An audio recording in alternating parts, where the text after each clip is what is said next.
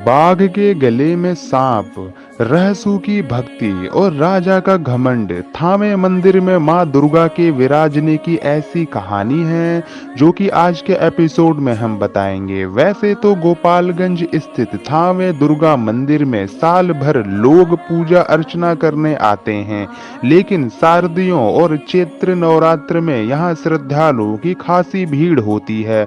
जिला प्रशासन ने भी मंदिर को खास ढंग से विकसित किया है। यहाँ पर पर्यटन स्थल के लिहाज से गेस्ट हाउस का निर्माण कराया गया है। तो आइए जानते हैं इसके बारे में, तो बने रहिए मेरे साथ आखिरी तक। पूरे देश में शारदीय नवरात्र बहुत ही धूमधाम से मनाया जाता है। इस मौके पर गोपालगंज के थावे दुर्गा मंदिर का जिक्र ना हो ऐसा हो ही नहीं सकता।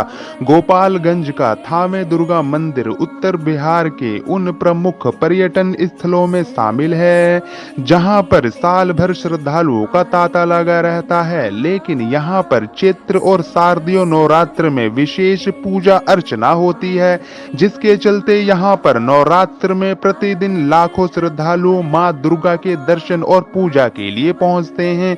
वहीं थावे दुर्गा मंदिर से जुड़ी पौराणिक कथाएं भी हैं। थावे मंदिर में मां दुर्गा के विराजने की एक ऐसी कहानी है जो कि हम आज आपको इस एपिसोड में बताएंगे। किंवदंतियों के मुताबिक पुरातन काल में गोपालगंज के इस थावे इलाके में घना जंगल हुआ करता था। उस समय एक किसान जिसका नाम रहसू भगत था, वह राजा मनन सिंह के राज्य में यहाँ पर खेती बाड़ी करा करता था और अपने परिवार चलाता था। दलित किसान रहसू भगत दुर्गा माँ का परम भक्त था। वह जंगल में खेती बाड़ी करता था और दिन रात देवी माँ की आराधना में लीन रहता था। थावे मंदिर के प्रमुख पुजारी जी ने बताया कि पौराणिक कथाओं के मुताबिक यह पूरा इलाका राजा मनन सिंह के क्षेत्र में आता था। बताया जाता है कि एक बार उस जमाने में भीषण अकाल पड़ गया, जिसके बाद यहाँ के लोग दाने दाने के लिए मोहताज हो गए थे। लेकिन थावे दुर्गा माता का परम भक्त रहसू भगत जंगल में धान की खेती से खुशहाल था। रहसू भगत उस अकाल में भी अच्छी खेती की और फसल को बाजार में बेच देता था। उसे जो भी पैसे आते उस पैसे से उसका परिवार आराम से चल रहा था।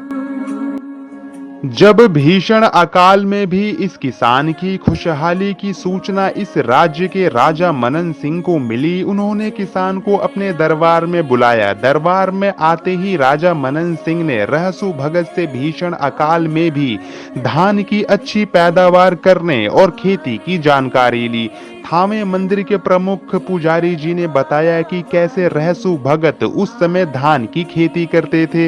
वे बाघ के गले में विषैले सांपों को रस्सी बनाकर धान की दबरी करते थे।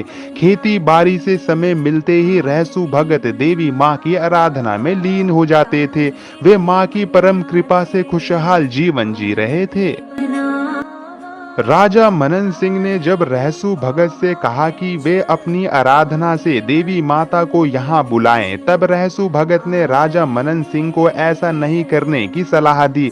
रहसू भगत ने कहा कि अगर ऐसा हुआ तो देवी माँ के आते ही यहाँ पर आंधी तूफान शुरू हो जाएगा और यहाँ की धरती फट जाएगी, सब कुछ तबाह हो जाएगा। लेकिन घमंडी राजा मनन सिंह ने रहसू भगत को देवी माँ की आराधना कर उन्हें बुलाने का आदेश दिया। राजा के आदेश के बाद रहसू भगत ने देवी माँ की आराधना शुरू कर दी। भगत रहसू की आराधना से प्रसन्न होकर देवी दुर्गा माता गौरी कामाख्या से चलकर पटना के पाटन फिर छपरा के आमी होते हुए गोपालगंज के थावे में पहुंची। देवी माँ के आते ही यहाँ पर भीषण आंधी तूफान शुरू हो गया। पौराणिक कथाओं के मुताबिक देवी माँ यहाँ जैसे ही प्रकट हुई, यहाँ पर आकाश से बिजली चमकी और राजा मनन सिंह और उसके पूरे राजपाट की तबाही शुरू हो गई। रहसू भगत के सिर को फाड़कर उसमें से देवी माँ का कंगन और हाथ का हिस्सा बाहर निकला। इससे रहसु भगत को जहां मुक्ति मिल गई, वहीं देवी मां की इसी थावे जंगल में स्थापना कर दी गई। तभी से इस मंदिर में मां की पूजा शुरू हो गई। थावे मंदिर के थोड़ी दूरी पर ही उनके भक्त रहसु भगत का भी मंदिर है, जहां बाघ के गले में सांप की रस्सी बंधी हुई है।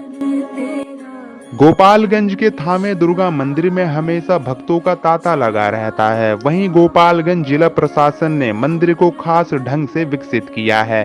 यहां पर पर्यटन स्थल के लिहाज से गेस्ट हाउस का निर्माण कराया गया है। इसके साथ ही मंदिर को चारों तरफ से खूबसूरत और आकर्षित तरीके से सजाया गया है। यहाँ एक पोखरा है जहाँ 4 द्वार बने हुए हैं। नवरात्र में यहाँ पशु बलि भी देने की प्रथा है। वैसे तो थावे दुर्गा मंदिर में साल भर लोग पूजा अर्चना करने आते हैं, लेकिन शारदिया और चैत्र नवरात्र में यहाँ श्रद्धालुओं की खासी भीड़ देखी जा सकती है। प्रतिदिन हजारों लोग यहाँ दर्शन करने आते हैं। बताया जाता है कि थावे में बिहार के अलावा उत्तर प्रदेश, नेपाल, महाराष्ट्र, मध्य प्रदेश, उड़ीसा, बंगाल, झारखंड सहित देश के अन्य हिस्सों से भी श्रद्धालुओं का लगातार आना जाना लगा रहता है। थावे मंदिर के थोड़ी दूरी पर ही उनके भक्त रहसु भगत का भी मंदिर है, जहां बाघ के गले में सांप की रस्सी बंधी हुई है। पौणकिया थावे मां का प्रमुख प्रसाद है। जो भी श्रद्धालु यहाँ आते हैं, प्रमुख मिठाई पौणकिया चाव से खाते हैं। लोग यहाँ से इस प्रसिद्ध मिठाई को पैक करके घर भी ले जाते हैं। गोपालगंज जिला प्रशासन की ओर से यहाँ पर थावे महोत्सव का आयोजन किया जाता है। यहाँ पर श्रद्धालुओं की सुविधा के लिहाज से कई टॉयलेट का निर्माण किया गया है। सीसीटीवी कैमरे लगाए गए हैं। नवरात्रि के दौरान यहाँ पर कंट्रोल रूम की स्थापना की जाती है। तो दोस्तों, कैसी लगी ये जानकारी आप हमें कमेंट में बता सकते हैं, और वीडियो को जरूर लाइक कर दीजिएगा और चैनल को सब्सक्राइब भी कर दीजिएगा। अपना ख्याल रखिए और खुश रहिए। जब तक के लिए धन्यवाद।